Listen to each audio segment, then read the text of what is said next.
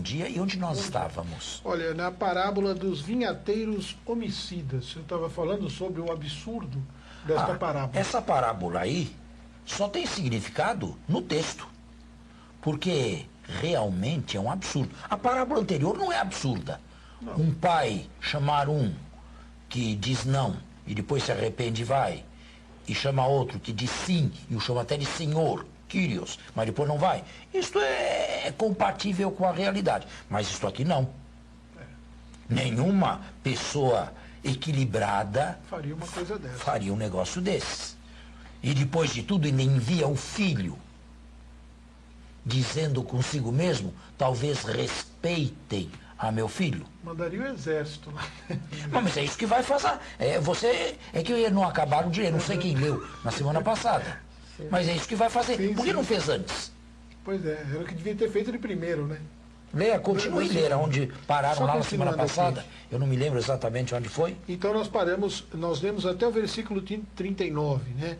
Que foi... Leia mais vezes o 39. Então, vou ler do 38. Os vinhateiros, porém, vendo o filho, confabularam. Este é o herdeiro. Vamos, matemo-lo e apoderemo-nos da sua herança. Agarrando-o, lançaram-no para fora da vinha e o mataram. Pois bem, quando vier o dono da vinha, que irá fazer com esses vinhateiros? Responderam-lhe: certamente destruirá de maneira horrível esses infames, e arrendará a vinha a outros vinhateiros, que entregarão os frutos no tempo devido. Pois é, por que não faz isso antes? Se é capaz de arrasar e matar da pior maneira possível esses vinhateiros, por que esperou tanto tempo? Ele é capaz de fazer isso. Sim. E vai fazer, mas por que esperou tanto tempo? Na verdade, esta parábola aqui é uma parábola alegórica. Só é inteligível no texto. Na realidade, acabei de dizer, é um absurdo esperar que alguém tenha um comportamento desse. Porém, aqui vocês veem a história de Israel. Quem são esses que foram sendo enviados? Os profetas do Primeiro Testamento? Também. Quem é o filho que será por último enviado? Jesus. O filho do Pai, o seu próprio filho. Que fizeram com o filho? Leia o texto aí de novo. O que fizeram com o filho?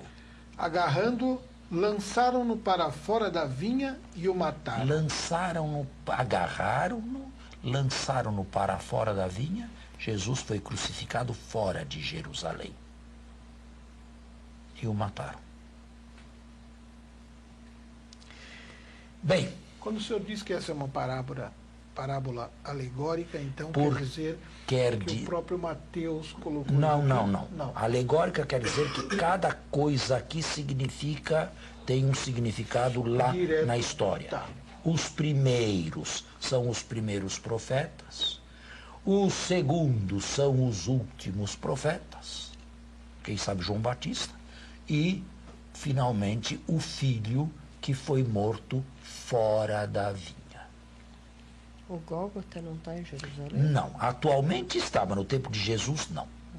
Quando a gente faz a Via Sacra, na 8ª estação, se vê que a cidade terminava ali nos tempos de Jesus. Não é? Hoje está dentro, mas Jerusalém cresceu de lá para cá. Bom, a pergunta agora que se faz é esta. Esta parábola pode ter provindo da boca de Jesus ou não? Difícil a pergunta, mas acho que... Não vou no acho, não. Mas eu acho que poderia ser. Não, ele falou muita coisa que assustava. Ele falou realmente a respeito de profetas abusados, profetas não escutados, profetas perseguidos. Porém, Desta maneira aqui, eu deveria imaginar que Jesus estivesse fazendo uma autobiografia. E a esse ponto eu não chego. Portanto, eu acredito que esta parábola aqui tenha sido composta pela comunidade post-factum. Então, depois de tudo acontecido. E depois até que o filho foi levado para fora da vinha, fora da parábola, para fora de Jerusalém, e foi assassinado. Agora vem. O que fará o senhor da vinha? Você leu aí. Destruirá de maneira horrível esses infames. Só que o evangelista não diz como destruirá. Deixou a questão no ar. Como destruirá será dito na parábola logo a seguir. Na outra, na próxima parábola. Agora só disse que destruirá. Bom, se quiser, eu posso dar a resposta já, mas ela está aqui, no capítulo 22. Destruirá, destruindo Jerusalém. Que era uma profecia. Que aconteceu no ano 70. Só que aqui ainda não é dito claramente ao leitor como esses serão terrivelmente massacrados. Na outra virá. Agora leia o resto. Disse-lhes então Jesus: nunca lestes nas Escrituras? A pedra que os construtores rejeitaram tornou-se a pedra angular. Pelo Senhor foi feito isso e é maravilha aos nossos olhos. Bem, esta aqui é uma citação do Salmo? Salmo 118. Salmo 118 ou 117, dependendo de onde se lê, no texto massorético ou no texto na tradução grega do 70. O que significava esse salmo, independente do texto? Quem é esta pedra rejeitada pelos construtores e assumida por Deus? No salmo. Não podemos imaginar que seja Jesus. Não, o salmo não. Teria que ler o salmo. Provavelmente um doente desenganado, a pedra rejeitada, que milagrosamente recobrou a vida. Mas agora este salmo é aplicado aqui a Jesus.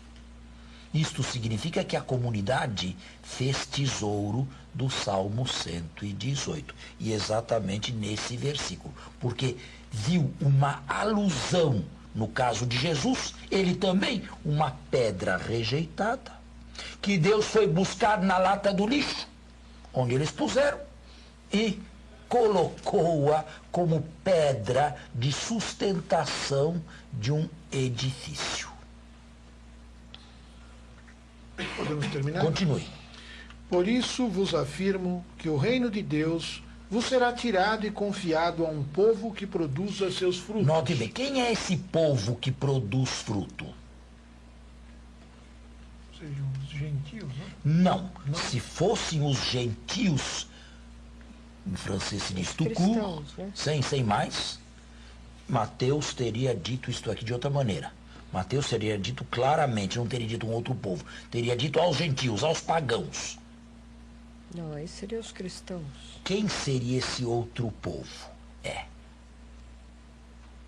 É a comunidade que está presente em todos os povos. Então isso aqui é uma profecia. Que é a comunidade, a comunidade cristã, mateana, que está presente, que é humilde, mas que está em todos os povos com uma condição, que produza fruto. Estão vendo como produzir fruto ou não produzir fruto nesse conjunto aqui é muito importante para o evangelista? O reino de Deus vos será tirado. Bem, a parábola seguinte vai explicar melhor como foi tirado. E será dado não, vamos dizer, aos europeus, não aos americanos. É isso que eu quero dizer. Não é nesse sentido. Não aos africanos, mas a um povo. Um povo, não às nações. Se fosse aos pagãos, seria no plural, as nações. Tais etnesin, em grego. A um povo onde quer que ele esteja, sem outra determinação, com uma única condição, que produza fruto. Os chefes do sacerdote... Não, você não leu ainda o versículo último. Sim, 45. Aquele que... Por isso vos afirmo que o reino de Deus vos será tirado e confiado a um povo que produza seus frutos. E mais? Os chefes do sacerdote... Não. Aquele que cair sobre esta pedra... Não tem aqui. Não tem aí? Não. Na Bíblia de vocês não tem? Não. Está faltando esse versículo aqui? Está faltando. O versículo falta o 14. 44. 44? É verdade, já vai do 43 para o 45. O que aconteceu? Olha só. É porque, engraçado, tá fechado aqui o 44. Em alguns manuscritos não está. Mas pode ler. Aquele que cair sobre Tá aqui, essa ó. pedra... Aquele que cair sobre esta pedra se despedaçará, e aquele sobre o qual ela cair será esmagado. Isso aqui está entre parênteses aí na Bíblia de vocês, porque em alguns manuscritos falta. Está no rodapé. Tá bem, porque falta em alguns manuscritos. Mas é um texto que pode ser assumido sim. Agora, se a pedra é pedra angular que está lá em cima, como é que alguém pode tropeçar em cima dela? Se ela está lá em cima. Como é que ela pode cair em cima de alguém? Nós temos que fazer o nosso intervalo e voltamos.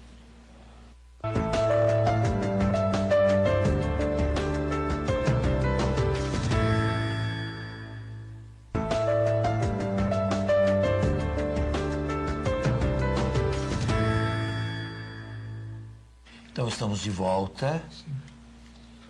A questão da pedra aqui, ela tomou um outro colorido para Mateus. Ela deixou de ser apenas uma pedra de unificação do teto de uma edificação importante para assumir os coloridos de Isaías 28. Uma pedra de tropeço, uma pedra que pode causar, e realmente Jesus pode fazer com que alguém tropece. A primeira carta de Pedro também usa este Lucas diz que Jesus foi colocado para a ressurreição, o erguimento e a queda de muitos em Israel. O evangelista, com esse versículo aqui, chamou à mente diversas alusões a uma pedra, sem se fixar apenas numa pedra lá em cima e na lógica do seu discurso. Bom, versículo conclusivo. Os chefes dos sacerdotes e os fariseus... Os chefes dos sacerdotes e os fariseus, esses nunca vão juntos. Os chefes dos sacerdotes não andam juntos com os fariseus. E mais, os fariseus não tomaram historicamente parte na paixão de Jesus. Foram os sumos sacerdotes e os anciãos, mas não os fariseus. Mas por que eles estão aqui? Por que Mateus os inclui? Porque eles eram, na época em que este evangelho foi escrito, nos anos 80, 85 da nossa era, os principais opositores de Jesus e da comunidade. E por que o judaísmo era nessa época monolítico? Os chefes dos sacerdotes e os fariseus, ouvindo as suas parábolas, perceberam que se referia a eles. Procuravam prendê-lo, mas ficaram com medo das multidões, pois que elas o consideravam um profeta. Atenção, para o evangelista, as multidões consideravam ainda Jerusalém. Mas no final haverá defecção da multidão também. Seu sangue caia sobre nós e sobre os nossos filhos. Não só sobre a primeira geração, mas a segunda também. E agora vem a terceira parábola desse dia. Esse dia parece que, para o evangelista, foi dedicado a parábolas, né? Mas todas essas parábolas aqui são parábolas que têm um denominador comum: polêmicas, contra uma cidade que já se posicionou contra Jesus. Jesus voltou a falar-lhes em parábolas e disse: O reino dos céus é semelhante a um rei que celebrou as núpcias do seu filho. Enviou seus servos para chamar os convidados para as núpcias, mas estes não quiseram vir. Tornou a enviar outros servos, recomendando: dizei aos convidados: eis que preparei meu banquete, meus touros e cevados já foram degolados, e tudo está pronto. Vinde às núpcias. Eles, porém, sem darem a menor atenção, foram-se, um para o seu campo, outro para o seu negócio, e os restantes, agradando os servos, agarrando os servos, os maltrataram e os mataram. Diante disso, o rei ficou com muita raiva e, mandando as suas tropas, destruiu aqueles homicidas e incendiou-lhes a cidade. Tá vendo? Aqui está a resposta que ficou em pé e no ar na parábola seguinte. Que fará o Senhor? Certamente destruirá de maneira horrível esses infames. Como? Como destruiu de maneira horrível? Esse texto foi redigido depois de 70. Leia de novamente essa frase, que é importante.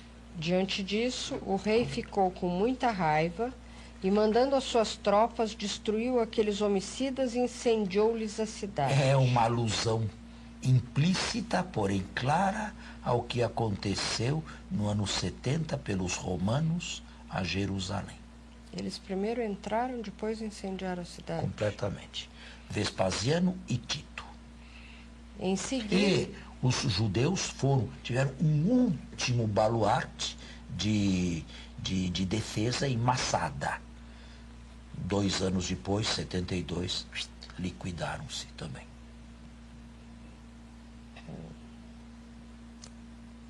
Em seguida disse aos servos: as núpcias estão prontas, mas os convidados não eram dignos.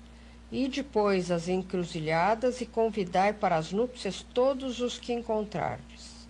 E esses servos, saindo pelos caminhos, reuniram todos os que encontraram, maus e bons, de modo que a sala nupcial ficou cheia de convivas.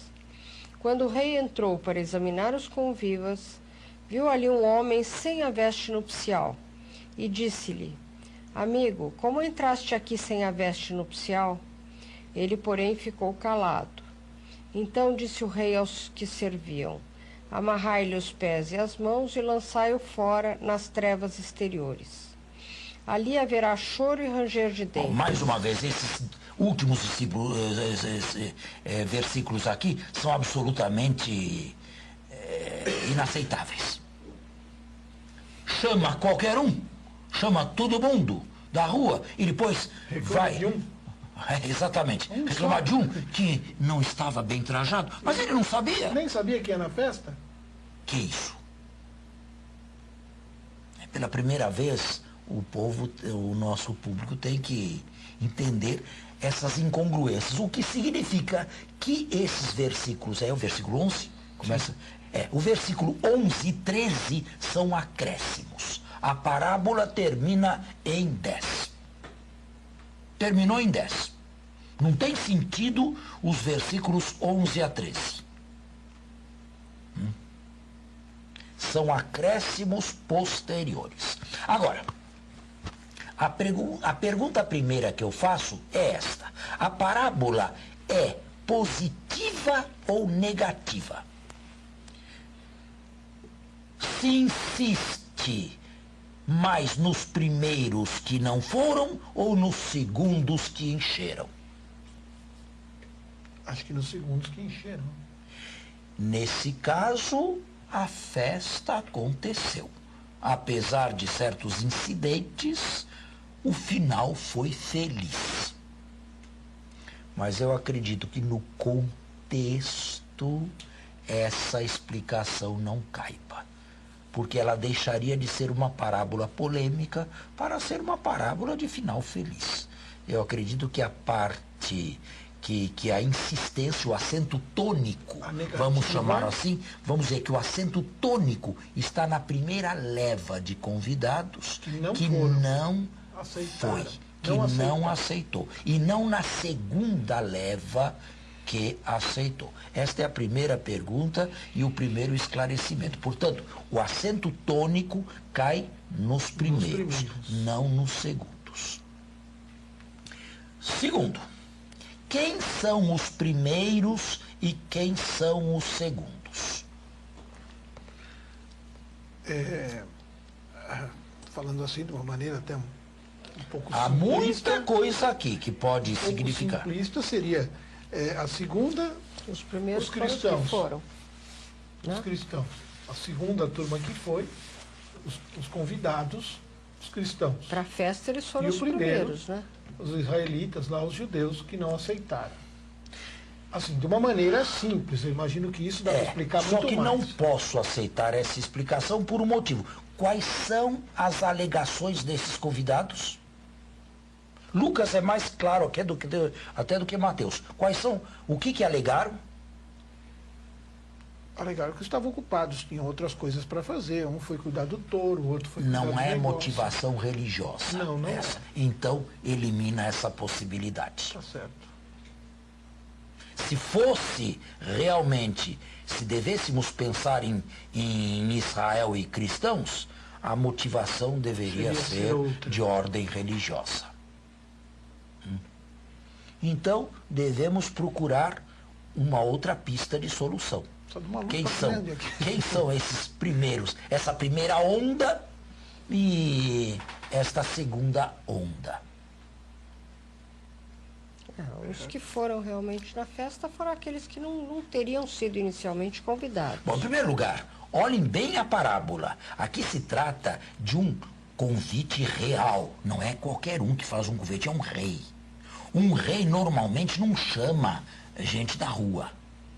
Um rei normalmente chama altos dignitários, pessoas importantes. Nós devemos imaginar que o convite primeiro foi a pessoas muito importantes, altilocadas, nobres, a nobreza. Esses não foram, por motivos banais. Motivos banais, não profundos, não religiosos. Mas eu posso imaginar que a segunda leva são aqueles pobres coitados, aleijados, coxos, paralíticos, que seguiam Jesus. E que ouviam as mensagens e a palavra de Jesus. Então, neste caso, a explicação está dada aí. Quer dizer, a parábola é contra a aristocracia, que não respondeu, que não aceitou o convite, e a favor daqueles simples, pobres, humildes, que aceitaram e mais tarde vão formar a comunidade de Mateus. Assim fica mais compreensível. Agora, temos que entender esses versículos contraditórios, 11 e 13. Mas isto aqui deve ficar para uma outra semana, porque o nosso tempo está esgotado. Está bem assim como vamos? Está bem, muito bem. Bom final Então de até a semana semana a que todos. vem. Muito obrigado. Um bom domingo a todos, até a próxima semana, se Deus quiser.